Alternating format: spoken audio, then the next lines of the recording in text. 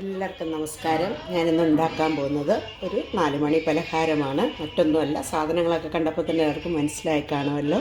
നമ്മുടെ പഴംപൊരി അഥവാ ഏത്തയ്ക്കാപ്പം. അപ്പോൾ ഞാൻ ഉണ്ടാക്കുന്നത് ഒരു ഇച്ചിരി ഹെൽത്തി ആയിട്ടാണ്. അത് ഗോതമ്പ് പൊടി കൊണ്ടാണ്, മൈദ കൊണ്ടല്ല.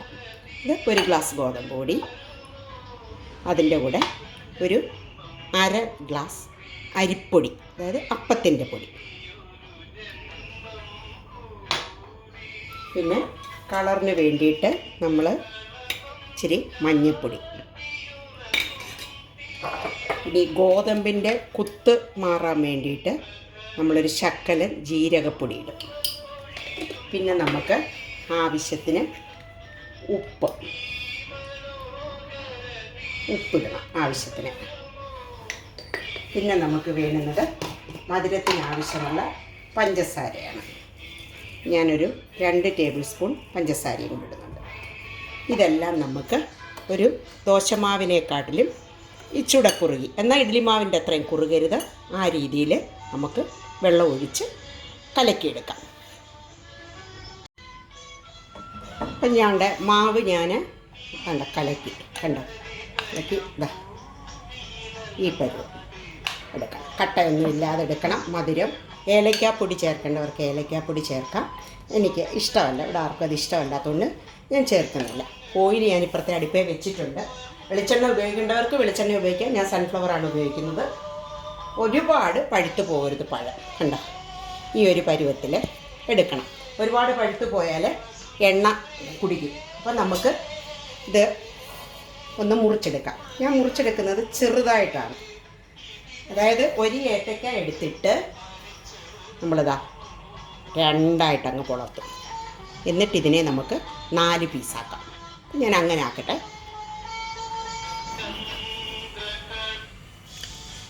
ഇതാ കണ്ടോ, ഈ വലിപ്പത്തിൽ നമുക്കെടുക്കാം. അപ്പം ഞാൻ കണ്ട ഏത്തയ്ക്ക എല്ലാം ഇതേപോലെ ചെറുതായിട്ട്, ഒരു ഏത്തയ്ക്ക വലിയ നീളമുള്ള ഏത്തയ്ക്ക ആണെങ്കിൽ ഒരെണ്ണം 2ആയിട്ട് പൊളന്നിട്ട് അതിനെ 4 പീസസാക്കി വെച്ചേക്കാണ്. ഒത്തിരി പഴുത്തതെടുത്ത് കഴിഞ്ഞാൽ നമുക്ക് ഓയിൽ കുടിക്കും. അപ്പോൾ ഒരു ഒത്തിരി പഴുപ്പല്ലാത്ത തൊലിയൊക്കെ കറക്കുന്നതിന് മുമ്പ് തന്നെ എടുക്കണം. അപ്പോൾ ഇനി നമുക്ക് ഇത് മൂപ്പിച്ച് തുടങ്ങാം. എൻ്റെ എണ്ണയും ചൂടായി. നമ്മൾ മൈദായും ഒന്നും അല്ല ഉപയോഗിച്ചേക്കുന്നത്, നല്ല ഹെൽത്തി ആയിട്ടുള്ള ഗോതമ്പ് പൊടി, പിന്നെ അരിപ്പൊടിയും കൂടാണ്. സോഡാപ്പൊടിയൊന്നും ഇട്ടിട്ടില്ല.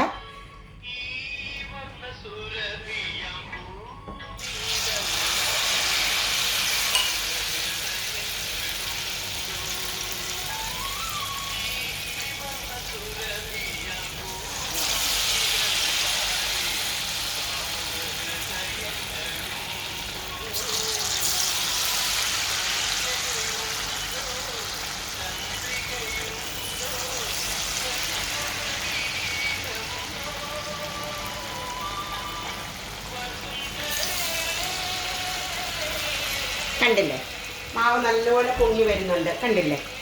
അപ്പോൾ നമുക്ക് സോഡാപ്പൊടി ഒന്നും ചേർക്കേണ്ട കാര്യമില്ല. കണ്ടില്ലേ, നല്ലപോലെ കൊമളിച്ച് വരുന്നുണ്ട്. അപ്പോൾ ഞാനിതെല്ലാം ഒന്ന് മൂപ്പിച്ചെടുക്കട്ടെ. അപ്പം നമ്മുടെ ആദ്യം ഇട്ട പഴംപൊരി എല്ലാം മൂത്തു. കണ്ടോ, ഞാൻ തിരിച്ചു വിട്ടായിരുന്നു. അപ്പം നോക്കിക്കേ, നല്ലപോലെ പൊങ്ങി നിൽപ്പുണ്ട്. അപ്പം നിങ്ങൾക്ക് അരിപ്പൊടിയുടെ അളവ് ഇച്ചിരൂടെ വേണമെങ്കിലും കുറയ്ക്കാം. പക്ഷേ അരിപ്പൊടി ഇട്ടാൽ നല്ലൊരു മുരുമുരുപ്പ് കിട്ടും. ഞാനിപ്പോൾ ഒരു 1/2 ഗ്ലാസോളം അരിപ്പൊടി ഇട്ടിട്ടുണ്ട്. 1/4 ഗ്ലാസ് ഇട്ടാലും മതി. അപ്പോൾ ഇതിനി നമുക്കങ്ങ് കോരിയെടുക്കാം. കുഞ്ഞുങ്ങൾക്കൊക്കെ കൊടുക്കാനായാലും നമ്മൾ മൈദായും ഒന്നും ഉപയോഗിക്കുന്നില്ല, സോഡാപ്പൊടി ഉപയോഗിക്കുന്നില്ല.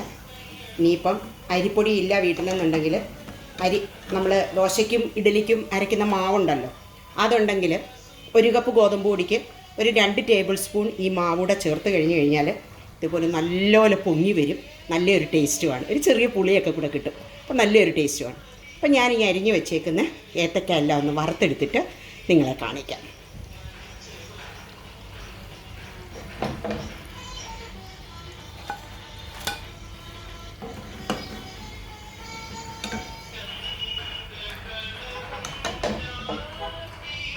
അപ്പം നമ്മുടെ ഏത്തയ്ക്കാപ്പം എല്ലാം ഞാൻ വറുത്ത് എടുത്തിട്ടുണ്ട്. ഇപ്പം നോക്കിക്കേ, നല്ല എണ്ണയൊന്നും കുടിച്ചിട്ടില്ല. കണ്ടോ, നല്ല മുരാന്നിരിക്കുകയാണ്.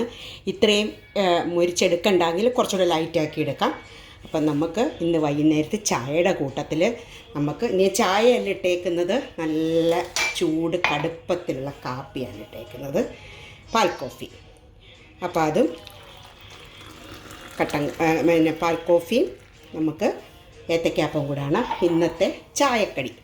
അപ്പോൾ കുഞ്ഞുങ്ങൾക്കൊക്കെ കൊടുക്കുന്നതുകൊണ്ട് തന്നെ ഈ ഗോതമ്പ് പൊടി കൊണ്ട് ഉണ്ടാക്കുന്നതുകൊണ്ട് അത് ഭയങ്കര ഗുണമാണ്. അരിപ്പൊടിയാണ് ചേർത്തേക്കുന്നത്.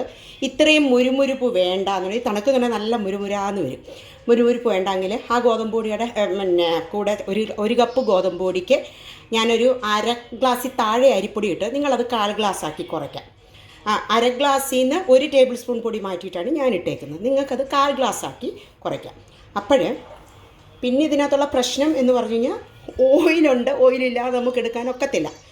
പിന്നെ വേണമെങ്കിൽ നിങ്ങൾക്ക് എള്ള് ചേർക്കാം, ഞാൻ പറഞ്ഞല്ലോ ഏലക്കാപ്പൊടി ചേർക്കാം, എന്ത് വേണമെങ്കിലും ചേർക്കാം. ഞാനിതൊന്നും ചേർത്തിട്ടില്ല. ഞാൻ ഇച്ചിരി ജീരകപ്പൊടി ചേർത്തത് നമ്മുടെ ആ ഗോതമ്പിൻ്റെ കുത്ത് വിട്ടു മാറാൻ വേണ്ടിയിട്ടാണ്.